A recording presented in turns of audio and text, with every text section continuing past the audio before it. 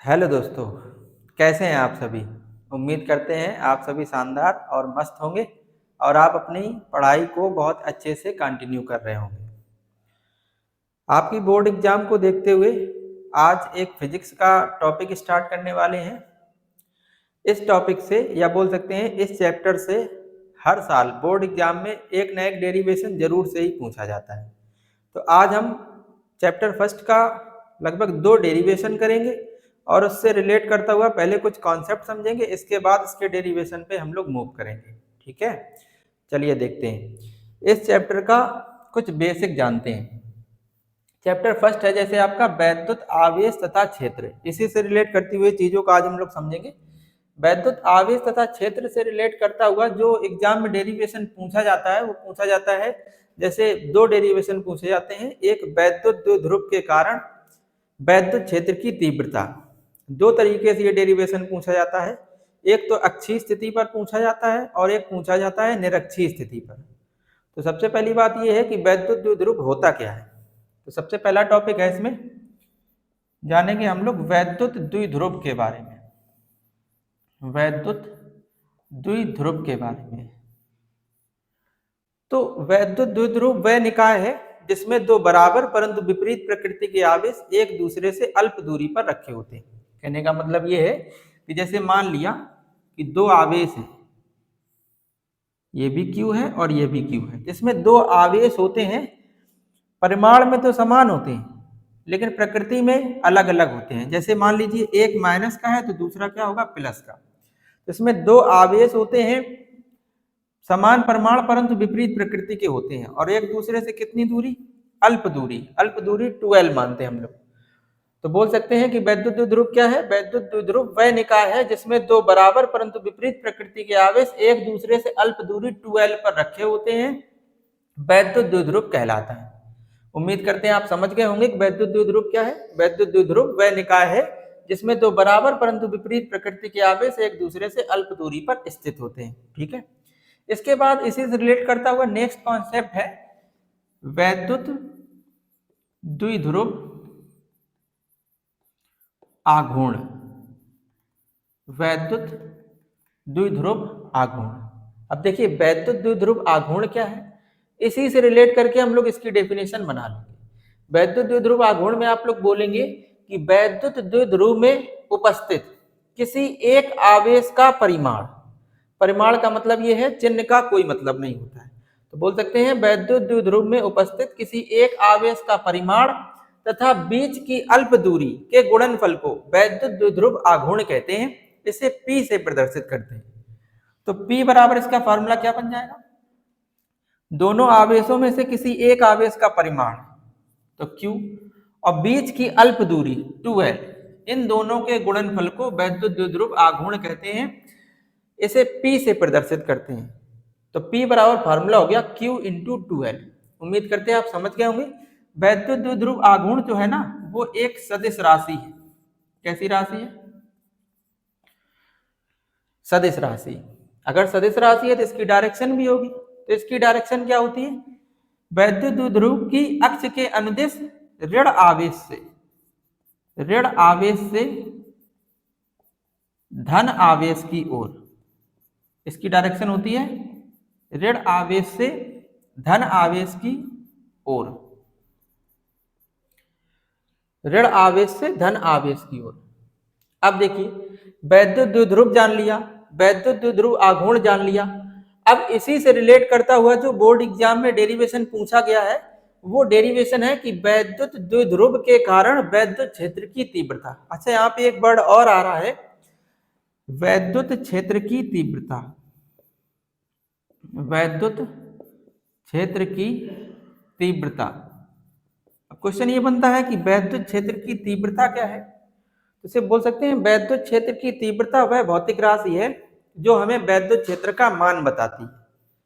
अगर इसको हमें बहुत साधारण शब्दों में इसकी डेफिनेशन बतानी हो तो हम ये कह सकते हैं कि वैद्युत क्षेत्र की तीव्रता वह भौतिक राशि है जो हमें वैद्युत क्षेत्र का मान बताती है। एक तो ये हो गई, या दूसरी डेफिनेशन हो जाएगी किसी वैद्युत क्षेत्र में रखे धन परीक्षण आवेश पर लगने वाले बल और धन परीक्षण आवेश के अनुपात को उस बिंदु की वैद्युत क्षेत्र की तीव्रता कहते हैं। कहना ये चाह रहे हैं कि वैद्युत क्षेत्र की तीव्रता किसी वैद्युत क्षेत्र में रखे धन परीक्षण आवेश पर लगने वाले बल और धन परीक्षण आवेश Q0 के अनुपात को उस बिंदु पर वैद्युत क्षेत्र की तीव्रता कहते हैं। इसे E से प्रदर्शित करते हैं तो E बराबर फार्मूला बन जाएगा F अपॉन धन परीक्षण आवेश को Q0 बोल दिया। तो यदि किसी वैद्युत क्षेत्र में रखा धन परीक्षण आवेश Q0 हो और उस पर लगने वाला बल F हो तो उस बिंदु पर वैद्युत क्षेत्र की तीव्रता E बराबर होता है F अपॉन Q0। E बराबर F अपॉन Q0, ये हो गई वैद्युत क्षेत्र की तीव्रता। ये भी जो वैद्युत क्षेत्र की तीव्रता है ये भी एक सदिश राशि है। वैद्युत क्षेत्र की तीव्रता भी एक सदिश राशि है। अच्छा, इसकी डायरेक्शन क्या होती है? सदिश राशि है तो कोई ना कोई डायरेक्शन होगी, तो इसकी जो डायरेक्शन होती है वो प्लस आवेश से, या बोल सकते हैं धन आवेश से दूर तथा ऋण आवेश की ओर होती है। इसकी डायरेक्शन धन आवेश से दूर तथा ऋण आवेश की ओर होती है।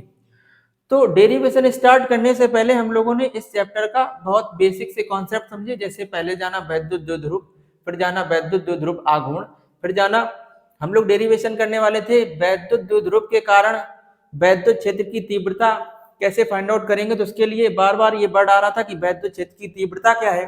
तो सबसे पहले हम लोग ने फिर ये जान लिया कि वैद्युत क्षेत्र की तीव्रता होती क्या है। तो किसी वैद्युत क्षेत्र में रखे धन परीक्षण आवेश पर लगने वाले बल और धन परीक्षण आवेश के अनुपात को उस बिंदु पर वैद्युत क्षेत्र की तीव्रता कहते हैं। इसे E से प्रदर्शित करते हैं। चाहे तो आप इसका मात्रक भी लिख सकते हैं। इसका मात्रक क्या हो जाएगा?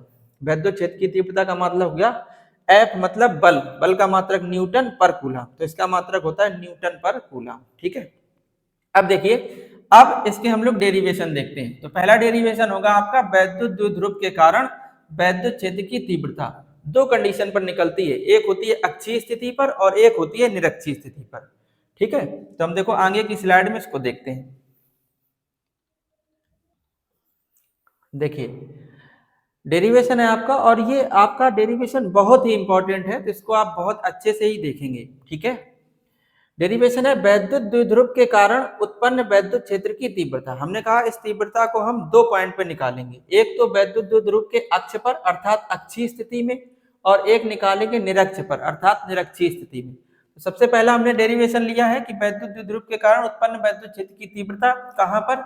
अक्षीय स्थिति में। तो देखिए इसके फिगर से समझते हैं इस बात को। जैसे मान लिया कि माना कोई एक वैद्युत द्विध्रुव है जो -Q व +Q आवेश से निर्मित है। वैद्युत द्विध्रुव के जो आवेश हैं इनके बीच की अल्प दूरी कितनी है? 2L है। ठीक है, मान लिया वैद्युत द्विध्रुव के मध्य बिंदु O से, वैद्युत द्विध्रुव के मध्य बिंदु O से वैद्युत द्विध्रुव की अक्ष पर, वैद्युत द्विध्रुव की अक्ष पर स्मॉल r की दूरी पर, वैद्युत द्विध्रुव की अक्ष पर कितनी दूरी पर? स्मॉल r की दूरी पर एक बिंदु कोई ले लिया P। माना एक बिंदु P है जहां वैद्युत क्षेत्र की तीव्रता ज्ञात करनी है। इस बिंदु P पर हमें वैद्युत क्षेत्र की तीव्रता ज्ञात करनी है। हमने माना है कि माना एक वैद्युत द्विध्रुव है जो -Q व +Q आवेश से निर्मित है, के बीच की अल्प दूरी 2L है। वैद्युत द्विध्रुव के मध्य बिंदु O से वैद्युत द्विध्रुव की अक्ष पर स्मॉल r की दूरी पर एक बिंदु P है जहां वैद्युत क्षेत्र की तीव्रता ज्ञात करनी है। ऐसे आप लिख सकते हैं, जिस प्रकार से फिगर बनाया गया है वही चीज आप इसमें लिख सकते हैं। ठीक है, अब देखिए ये वैद्युत द्विध्रुव का मध्य बिंदु O है, तो यहां से देखिए टोटल जो इसके बीच की दूरी थी वो 2L थी। मध्य बिंदु है, इस वजह से ये वाली दूरी कितनी हो जाएगी? L, और ये वाली भी दूरी कितनी हो जाएगी? L। ठीक है, अब देखिए इस बिंदु P पर जो वैद्युत क्षेत्र की तीव्रता होगी वो किसके किसके कारण होगी? तो एक तो होगी -Q आवेश के कारण और दूसरी होगी +Q आवेश के कारण। इसे कुछ देर के लिए हमने मान लिया कि -Q आवेश के कारण वैद्युत क्षेत्र की तीव्रता E1 है और +Q आवेश के कारण इस बिंदु P पर वैद्युत क्षेत्र की तीव्रता E2 है। तो क्वेश्चन ये बनेगा कि वैद्युत क्षेत्र की तीव्रता तो एक सदिश राशि है, इस वजह से इस बिंदु P पर E1 और E2 की डायरेक्शन क्या होगी? तो उसको समझते हैं। अभी थोड़ी देर पहले बताया गया था कि वैद्युत क्षेत्र की तीव्रता की जो डायरेक्शन होती है वो माइनस आवेश की ओर होती है और प्लस आवेश से दूर होती है। जैसे अगर हम कहें कि ये है माइनस क्यू आवेश, इसके कारण हमने बोला कि इस बिंदु P पर वैद्युत क्षेत्र की तीव्रता मान लिया कि E1 है, तो E1 की डायरेक्शन कहां पर होगी? इस बिंदु पर E1 की जो डायरेक्शन होगी वो E1 किसके कारण है? माइनस क्यू आवेश के कारण।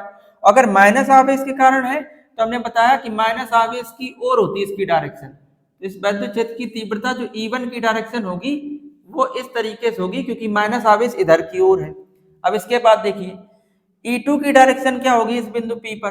तो E2 की डायरेक्शन होती है प्लस आवेश से दूर की ओर होती है। अब देखिए ये है प्लस क्यू आवेश, इसके कारण E2 है, तो E2 की डायरेक्शन प्लस आवेश से दूर की ओर होगी। E2 की डायरेक्शन इस तरीके से हो जाएगी। E1 की डायरेक्शन इधर की ओर हो जाएगी और E2 की डायरेक्शन इधर की ओर हो जाएगी। तो हमें इस बिंदु P पर परिणामी तीव्रता निकालनी है। तो सबसे पहले तो हम लोग ये पता करेंगे कि इस बिंदु P पर जो E1 है और जो E2 है वो कितना है। तो सबसे पहले हम लोग E1 और E2 निकालेंगे।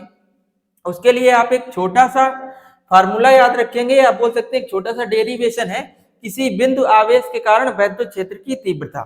तो किसी बिंदु आवेश के कारण वैद्युत क्षेत्र की तीव्रता कितनी होती है? होती E बराबर 1/4πε0 Q अपॉन R स्क्वायर। किसी बिंदु आवेश के कारण वैद्युत क्षेत्र की तीव्रता होती है E बराबर 1/4πε0 Q अपॉन R स्क्वायर। तो इसी से हम लोग निकाल लेंगे। इस बिंदु P पर जो वैद्युत क्षेत्र की तीव्रताएं हैं वो माइनस क्यू आवेश के कारण है और प्लस क्यू आवेश के कारण है। तो सबसे पहले हम लोग निकाल ले रहे हैं कि माइनस क्यू आवेश के कारण बिंदु P पर वैद्युत क्षेत्र की तीव्रता।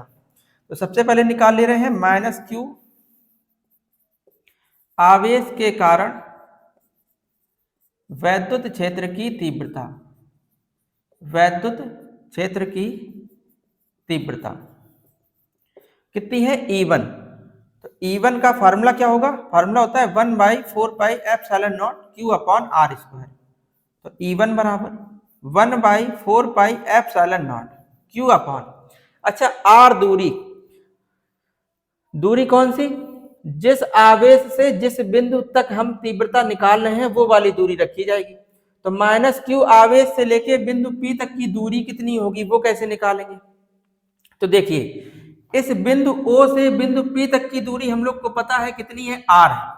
अगर हमें माइनस क्यू से पता करनी हो तो देखो माइनस क्यू आवेश से बिंदु O तक की दूरी कितनी है? L। तो ये L हो गई और यहां से यहां तक की ये हो गई R। तो टोटल दूरी कितनी हो जाएगी? R plus L। तो इस R के प्लेस पर, दूरी के प्लेस पर हम लोग लिख लेंगे R प्लस L। तो ये आ जाएगा R प्लस L और इसका क्या हो जाएगा? Whole square. इसको बोल दिया इक्वेशन नंबर फर्स्ट। इसके बाद देखिए ये तो आ गया किसके कारण? माइनस क्यू आवेश के कारण। ऐसे ही हम निकाल लेंगे प्लस क्यू आवेश के कारण, आवेश के कारण बिंदु P पर वैद्युत क्षेत्र की तीव्रता। वैद्युत क्षेत्र की तीव्रता, वैद्युत क्षेत्र की तीव्रता E2। फार्मूला वही होगा किसी बिंदु आवेश के कारण वैद्युत क्षेत्र की तीव्रता का, होता है 1/4πε0 Q बाई R स्क्वायर। ये होता है। अब देखिए इस फिगर को थोड़ा सा रफ किए दे रहे हैं। अच्छा यहां से फिर दूरी देख लिए निकाल ले रहे हैं, किसके कारण है? ये है प्लस क्यू आवेश के कारण। तो दूरी देखिए कैसे पता करेंगे? प्लस क्यू आवेश के कारण बिंदु P तक की हमें दूरी पता करनी पड़ेगी। तो देखिए हमें दूरी पता है बिंदु O से लेके P तक की कितनी है? R। अगर हमें केवल ये वाली दूरी पता करनी हो तो देखिए क्या करेंगे, इस टोटल दूरी से यहां से लेके यहां तक की दूरी को, अर्थात बिंदु O से लेके बिंदु P तक की दूरी R है, हमें केवल ये वाली दूरी पता करनी यहां से लेके यहां तक की। तो हम ऐसा करेंगे इस टोटल दूरी में यहां से लेके यहां तक की, अर्थात R दूरी में इस दूरी को अगर हमने माइनस कर दिया तो हमें ये वाली दूरी पता चल जाएगी। तो प्लस क्यू आवेश से बिंदु P तक की दूरी क्या हो जाएगी? R में से इस L को घटा देंगे। तो इसको एक स्टेप और आगे बढ़ा दे रहे, तो E2 बराबर क्या हो जाएगा?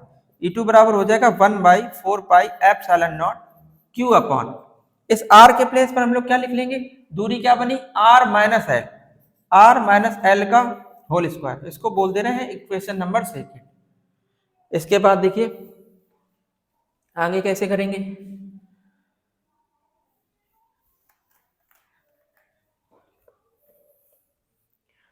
अब देखिए हमें E1 पता चल गया और E2 पता चल गया। हमें पता करना था बिंदु P पर परिणामी तीव्रता कितनी होगी। परिणामी तीव्रता देखिए कैसे निकालेंगे। अगर किसी एक बिंदु पर, जैसे मान लीजिए बिंदु P था, दो तीव्रताएं, जैसे ये इधर मान लिया था E2 था और इधर क्या था E1 था। अगर किसी एक बिंदु पर दो तीव्रताएं विपरीत डायरेक्शन में हो तो उनकी परिणामी तीव्रता निकालने के लिए क्या करा जाता है, दोनों तीव्रताओं में बड़ी वाली तीव्रता से छोटी तीव्रता को घटा देते हैं। अर्थात अगर इस बिंदु P पर परिणामी तीव्रता ज्ञात करनी हो तो दोनों के अंतर जो होगा, अंतर कैसे निकाला जाता है, बड़े से छोटे को घटाकर परिणामी तीव्रता हम लोग ज्ञात कर लेंगे। ठीक है, तो अब देखिए, तो बिंदु P पर फिर परिणामी तीव्रता क्या हो जाएगी, बिंदु P पर परिणामी तीव्रता, बिंदु P पर परिणामी तीव्रता E बराबर, अब क्या होगा, अब डिपेंड ये करेगा कि E1 बड़ा है कि E2 बड़ा है। अच्छा, वो कैसे पता करेंगे कि E1 बड़ा है कि E2 बड़ा है, तो उसके लिए देखिए E1 में 1/4πε0 q, इसमें भी 1/4πε0 q, दोनों चीजें ये तो सेम दी गई हैं। अब यहां पर देखिए, यहां पर दिया है r प्लस एल और यहां पे दिया है r माइनस एल। ऐसे समझ सकते हैं इसको कि देखिए इनसे तो क्लियर नहीं हो रहा, q/4πε0 q/4πε0 से तो नहीं क्लियर हो रहा कि कौन बड़ा कौन छोटा। तो इससे देखिए समझते हैं, जैसे ये r प्लस एल है और ये r माइनस एल है, ये बड़ी दूरी है और ये छोटी दूरी है। जैसे मान लीजिए कोई एक वैल्यू है, जैसे हमने कहा 50, इसमें अगर हमने डिवाइड करा 10 से और एक बार हमने 50 में डिवाइड करा 5 से, तो जब 10 से डिवाइड कर रहे हैं तो कितना आ रहा 5, और 50 में जब 5 से डिवाइड कर रहे हैं तो कितना आ रहा 10। कहने का मतलब ये है कि यदि नीचे हर में बड़ी वैल्यू अगर होगी तो उसका जो रिजल्ट है वो कितना आएगा, छोटा आएगा, और अगर छोटी वैल्यू होगी तो रिजल्ट उसका क्या आएगा, बड़ा। तो जो हर जिसका छोटा होगा ना वही अपनी तीव्रता अधिक होगी। तो इसमें देखिए E1 और E2 में अगर देखो तो हर किसका छोटा है, इसका R माइनस एल का, तो इसका मतलब ये ज्यादा होगी। तो परिणामी तीव्रता हम लोग कैसे निकालेंगे, बड़ी तीव्रता से छोटी वाली तीव्रता को घटाकर। तो बड़ी तीव्रता कौन सी है, E2, तो क्या आ जाएगा बताइए, E2 माइनस E1। E बराबर E2 की वैल्यू रखते हैं, E2 की वैल्यू है 1/4πε0 Q upon R minus L का होल स्क्वायर, और माइनस E1 की वैल्यू कितनी है, E1 की वैल्यू है 1/4πε0 Q upon R plus L का होल स्क्वायर। देखिए E बराबर, इसमें Q अपॉन 4πε0 कॉमन कर लेंगे, ये बन जाएगा 1/R माइनस एल का होल स्क्वायर और माइनस का 1/R प्लस एल का होल स्क्वायर। आगे समझते हैं।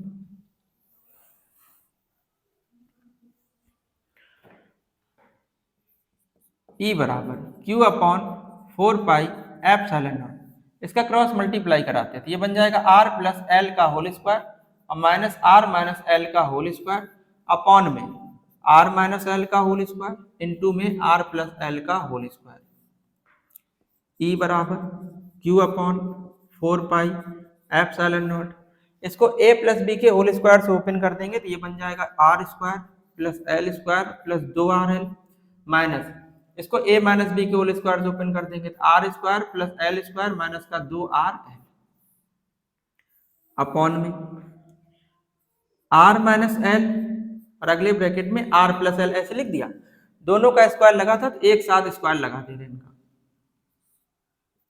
इस तरीके से। देखिए E बराबर आ गया Q upon 4πε0 R square plus L square plus 2RL, minus का अंदर मल्टीप्लाई करते हैं, माइनस को अंदर लेके जाएंगे तो माइनस का R स्क्वायर माइनस का एल स्क्वायर प्लस का 2RL अपॉन में यहाँ पे वर्गांतर लग जाएगा, यहाँ पे वर्गांतर लग जाएगा तो क्या हो जाएगा बताइए, वो हो जाएगा R square minus L square का होल स्क्वायर। ठीक है, इसके बाद देखिए यहाँ से R स्क्वायर से R स्क्वायर, एल स्क्वायर से एल स्क्वायर कैंसिल हो गया, E बराबर आ जाएगा Q अपॉन 4πε0 2RL और 2RL मिलके बन जाएगा 4RL अपॉन में R square minus L square का होल स्क्वायर। आगे इसको देखते हैं।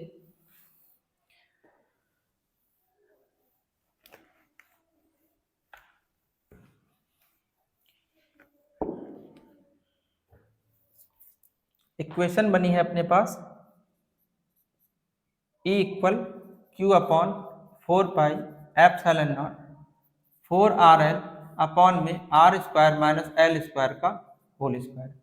अब देखिए वैद्युत द्विध्रुव में जो हम लोगों ने देखा था कि वैद्युत द्विध्रुव में जो दोनों आवेश होते हैं वो एक दूसरे से अल्प दूरी पर रखे होते हैं, और जब हमने वैद्युत द्विध्रुव के मध्य बिंदु से कुछ दूरी ली थी, हमने कहा था इतनी दूरी पर हम वैद्युत क्षेत्र की तीव्रता निकाल रहे हैं, तो उस कंडीशन में क्या होता है कि ये वाली जो दूरी होती ना वो इस दूरी अर्थात L दूरी की तुलना में बहुत बड़ी होती है और ये वाली दूरी बहुत छोटी होती है। तो इसलिए हम इसको बोल सकते हैं कि ये जो R स्क्वायर है ना वो इस दूरी से बहुत बड़ा है, इसलिए इस L स्क्वायर का मान लगभग हम 0 के बराबर मान लेते हैं। तो यहाँ से देखिए क्या बन जाएगा, E बराबर Q upon 4 pi epsilon not 4RL upon में R स्क्वायर माइनस 0 का होल स्क्वायर।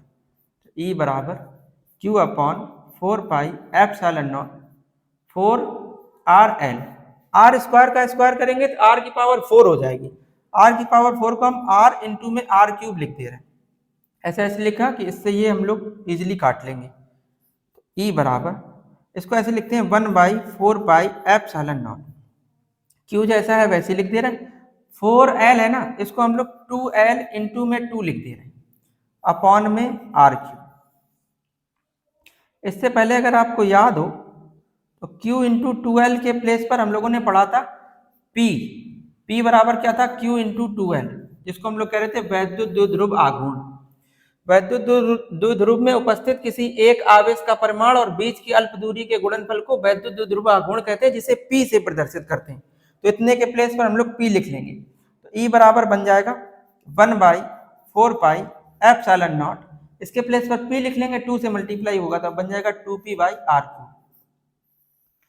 तो ये होती है वैद्युत क्षेत्र की तीव्रता, किसके कारण, वैद्युत द्विध्रुव के कारण। कहां पर, अक्षीय स्थिति में। फार्मूला होता है E equal to 1/4 pi epsilon naught 2P/R3। ठीक है, तो ये बहुत ही आसानी से हम लोगों ने डेरिवेशन को कर लिया है। और इसके बाद हम लोग क्या करेंगे कि वैद्युत द्विध्रुव के कारण उत्पन्न वैद्युत क्षेत्र की तीव्रता जो हम लोगों ने अक्षीय स्थिति में निकाली है, इसके नेक्स्ट में हम लोग अब निकालेंगे निरक्षीय स्थिति में।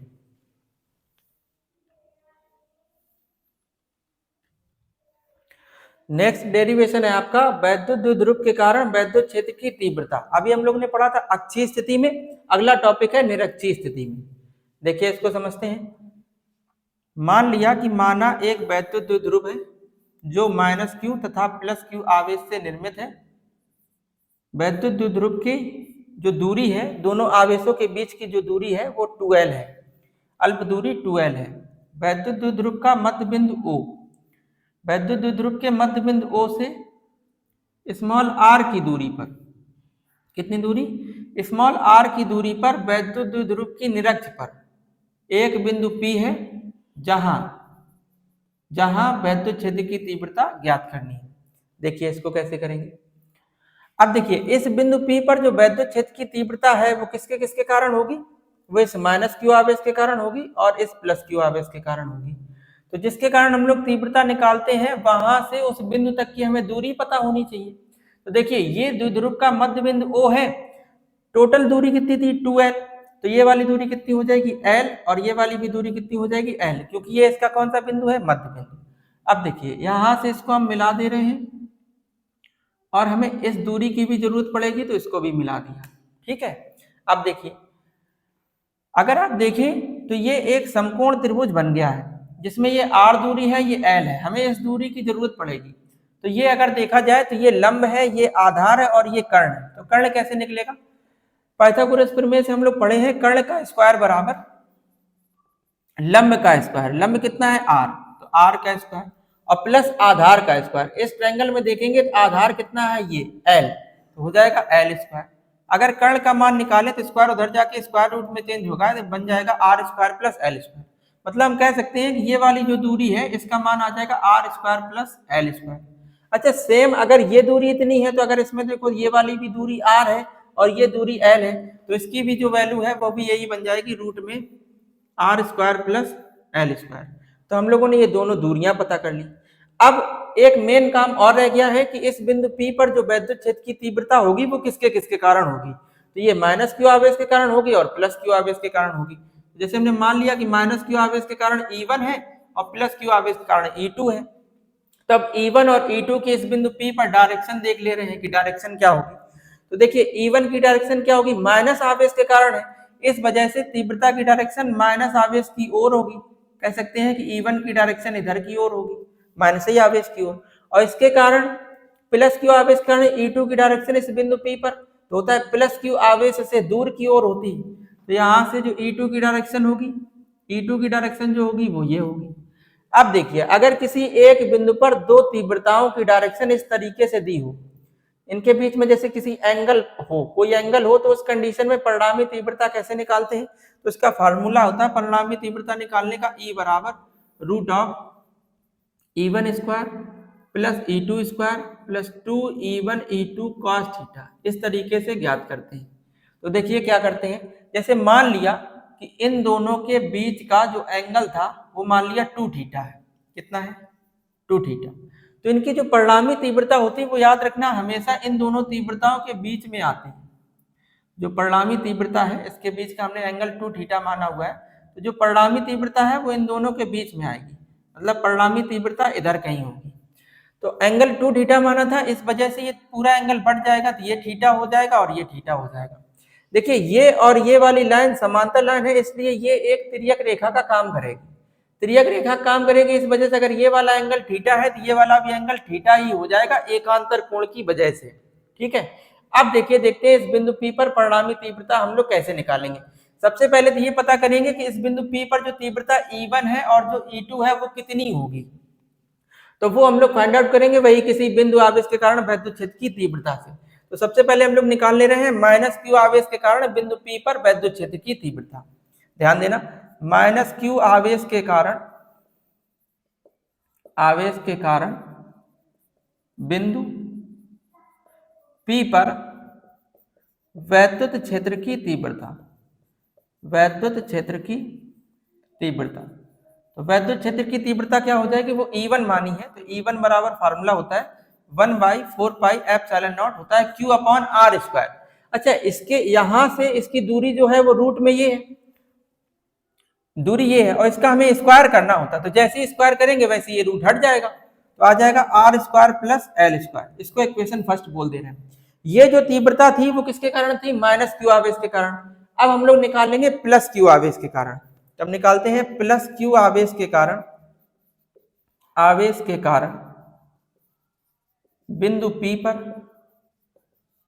वैद्युत क्षेत्र की तीव्रता, वैद्युत क्षेत्र की तीव्रता वो कितनी हो जाएगी, वो E2 सेम ही होगी, क्योंकि दूरी तो सेम ही है, आवेश को चिन्ह सहित नहीं लिया जाता है। तो ये हो जाएगा 1/4 pi epsilon not Q upon R square plus L square. इसको बोल दे रहे हैं इक्वेशन नंबर सेकंड। तो यहाँ पे देखिए E1 और E2 दोनों बराबर ही है। तो अब हम लोग निकाल ले रहे हैं इस बिंदु P पर परिणामी तीव्रता। तो लिखना बिंदु P पर परिणामी तीव्रता, परिणामी तीव्रता। तो E बराबर वो क्या होगी, अभी फार्मूला बताया गया, होता है E1 square plus E2 square plus 2E1 E2 cos theta. जहां पर थीटा क्या है, तीव्रता E1 और E2 के बीच बना कोण, और हम लोगों ने माना हुआ है तीव्रता E1 और E2 के बीच में कितना कोण बना है, 2 थीटा। तो यहाँ पर वैल्यू रखते हैं। अच्छा, E1 और E2 की वैल्यू इसमें हम लोग इस तरीके से रख रहे हैं क्योंकि ये मान बड़े हैं तो सॉल्व करने में प्रॉब्लम होगी, तो कुछ देर के लिए ऐसे एज्यूम कर ले रहे हैं, मान ले रहे हैं कि माना E1 बराबर E2 बराबर, इनको हमने x मान लिया, ऐसे मान लिया x, और ये था कितना, x की वैल्यू कितनी है 1/4 pi epsilon not Q upon R square plus L square. तो ये वैल्यू हम लोग बाद में रख लेंगे। देखिए ये बन जाएगा E बराबर रूट में E1 और E2 को क्या माने हैं, x, तो E1 के स्क्वायर पर x रखेंगे तो x square plus x square plus 2, E1 के प्लेस पर x, E2 के प्लेस पे भी x रखेंगे, x का गुणा होगा x स्क्वायर, कॉस थीटा के प्लेस पर हमें पता है E1 और E2 के बीच का एंगल कितना माने हुए हैं, 2 थीटा, तो यहाँ पर आ जाएगा 2 थीटा। आगे देखते हैं, तो ये बन जाएगा E बराबर रूट ऑफ एक्स स्क्वायर और एक्स स्क्वायर तो बन जाएगा 2x square plus 2x square cos 2 theta. इसमें से 2x स्क्वायर कॉमन कर लिया तो ये बन जाएगा 1 प्लस कॉस 2 थीटा। ये बन जाएगा 2x square 1 plus cos 2 theta की ऐसा फार्मूला हम लोग यूज करेंगे जिससे ये 1 कैंसिल हो जाए, तो वो होता है 2 कॉस स्क्वायर एक्स नहीं थीटा बोलेंगे, एंगल थीटा था, तो 2 कॉस स्क्वायर थीटा माइनस का 1, इससे ये और ये कैंसिल हो जाएगा। तो ई बराबर आ जाएगा root of 2x square into में 2 कॉस स्क्वायर थीटा। देखिए 2 और 2 है, इनको रूट से बाहर निकालेंगे 2 आ जाएगा, एक्स स्क्वायर से बाहर x आ जाएगा और कॉस स्क्वायर थीटा से बाहर कॉस थीटा आ जाएगा। देखिए यहाँ पे वैल्यू रखते हैं, तो ई बराबर 2 इंटू एक्स की वैल्यू क्या थी 1/4πε0 q upon R square plus L square, तो यहाँ पे रखते हैं 1/4πε0 q upon R square plus L square into में। अब यहाँ पे क्या दिया है कॉस थीटा। अच्छा कॉस थीटा का देखिए हम लोग वैल्यू निकाल सकते हैं, जैसे यहाँ पे देखते हैं कॉस थीटा की वैल्यू कैसे निकालेंगे। जैसे हम लोग इस ट्रायंगल में आ जाए, इस वाले ट्रायंगल में, तो ये एंगल थीटा है और हम लोग जानते हैं कि कॉस थीटा बराबर क्या होता है आधार बटे, इस तरीके से हम लोग समझ सकते हैं। ये एक प्रोसेस सिखाई जाती है कक्षा 10 में त्रिकोणमिति में, इस तरीके से। तो कॉस थीटा, कॉस यहाँ पे होता है, कॉस थीटा बराबर होता है आधार बटे कर्ण, आधार बटे कर्ण। तो देखिए इसमें आधार कितना है l और कर्ण कितना है रूट में R square plus L square, तो कॉस थीटा की वैल्यू आ जाएगी l upon root of R square plus L square. तो कॉस थीटा के प्लेस पर क्या लिख सकते हैं, लिख सकते हैं l upon root of R square plus L square. आगे समझते हैं, ये बन जाएगा E बराबर देखिए 2 इंटू 1/4πε0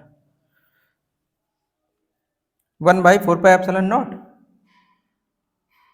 Q अपॉन, या बोल सकते हैं QL, ऐसा कर ले रहे हैं। ये जो 2 है ना इसको हम इसके साथ लिख दे रहे हैं, तो ये बन जाएगा 1/4πε0, ये Q है और ये 2L लिख दे रहे हैं, तो Q इंटू में 2L अपॉन में देखिए ये लिखा है R square plus L square, इसकी कोई पावर नहीं तो एक पावर बोल सकते हैं, और ये भी लिखा R square plus L square, इसका रूट लगा, रूट का मतलब होता है 1/2। अगर आधार समान हो तो गुणांक घातें जुड़ जाती हैं, तो एक में 1/2 जब जोड़ेंगे तो घातें आ जाएंगी 3/2, ये बन जाएगा R square plus L square की होल पावर 3/2। अब यहाँ से फिर से देखिए, इसको अभी थोड़ी देर पहले समझा था, Q इंटू 2L क्या होता है वैद्युत द्विध्रुव आघूर्ण। E बराबर बन जाएगा 1/4πε0, इसके प्लेस पर लिखेंगे P upon R square plus L square की होल पावर 3/2। अब यहाँ से फिर से वही बात है, पिछले इसका जो पिछला डेरिवेशन करा था उसमें ये बात समझी थी कि ये जो दूरी है ना वो इस L की तुलना में बहुत बड़ी है, इसलिए इसको हम लोग क्या मान लेते हैं 0 के बराबर। कह सकते हैं आर स्क्वायर जो है ना वो बहुत बड़ा है इसकी तुलना में, इस वजह से एल स्क्वायर को लगभग किसके बराबर मान लिया 0 के बराबर। तो यहाँ पे वैल्यू रखते हैं, तो E बराबर बन जाएगा 1/4πε0 P upon R square plus 0 की होल पावर 3/2। E बराबर 1/4πε0 P अपॉन आर स्क्वायर की पावर 3/2 है, तो स्क्वायर से स्क्वायर कट जाएगा तो पावर हो जाएगी 3। तो ये हो गया वैद्युत द्विध्रुव के कारण निरक्षीय स्थिति में वैद्युत क्षेत्र की तीव्रता, वो होती है E बराबर 1/4πε0 P अपॉन आर क्यूब। तो इस प्रकार से हम लोगों ने इस वीडियो में पहले चैप्टर के 2 बहुत ही इंपॉर्टेंट डेरिवेशन देखे हैं, और ये डेरिवेशन बोर्ड एग्जाम में बहुत बार पूछे जा चुके हैं, 2025 की बोर्ड एग्जाम में पूछने के भी बहुत ज्यादा चांस हैं। तो इनको आप बहुत अच्छे से तैयार कर लेंगे, और किसी भी प्रकार की अगर कोई समस्या है कुछ भी, तो आपके स्क्रीन पर 2 नंबर चल रहे हैं, इन पे आप कांटेक्ट कर सकते हैं या व्हाट्सअप कर सकते हैं, या अगर आपको किसी नोट्स की पार्टिकुलर चैप्टर के नोट्स की अगर जरूरत है, रिक्वायरमेंट है, तो आप हमें इस नंबर पे व्हाट्सअप कर सकते हैं, तो आप तक इसके हैंड रिटन नोट्स पहुंच जाएंगे। वीडियो आपको कैसा लगा तो आप वीडियो को लाइक करें, चैनल को सब्सक्राइब करें, और इस वीडियो को आप शेयर कर दें ज़्यादा बच्चों तक, तो जिससे ये हो सके कि हम इसके जब आगे वाले वीडियो और लेके आएँ तो उसकी आपको और पहले से ही इंफॉर्मेशन मिल सके। Thanks for watching.